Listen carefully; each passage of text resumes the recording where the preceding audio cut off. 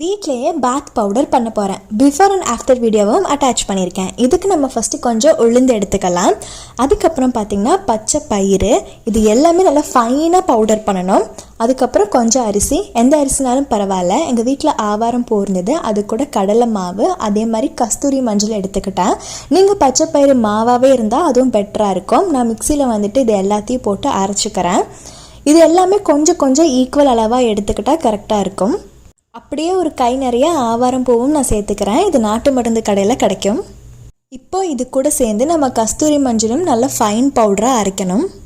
நம்ம அவுட்டர் ஸ்கின்ல தேய்க்கிற எதுவுமே என்னை பொறுத்தளவுக்கு 10% தான். பேலன்ஸ் 90% நீங்கள் எப்படி ஹெல்த்தியாக சாப்பிட்றீங்கிறத பொறுத்து தான் இருக்குது. ஸோ நீங்கள் கொஞ்சம் ஹெல்த்தியாக சாப்பிட்டு தேவையான அளவு தண்ணி குடிச்சுக்கோங்க.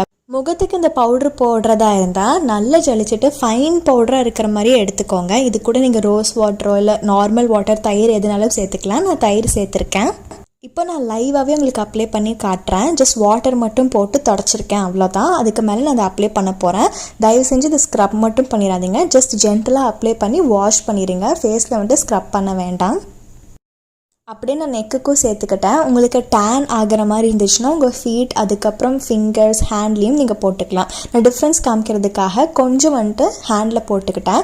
போட்ட உடனேவே உங்களுக்கு டிஃப்ரென்ஸ்லாம் தெரியாது, கொஞ்சம் நாள் கண்டிப்பாக ஆகும். நான் கையில் போட்டது மட்டும் அப்படியே ரஃபாக ஸ்க்ரப் பண்ணேன். இப்போ உங்களுக்கு லைட்டாக டிஃப்ரென்ஸ் தெரியும், நான் போட்டிருக்கிற ஹேண்டுக்கும் போடாத ஹேண்டுக்கும்.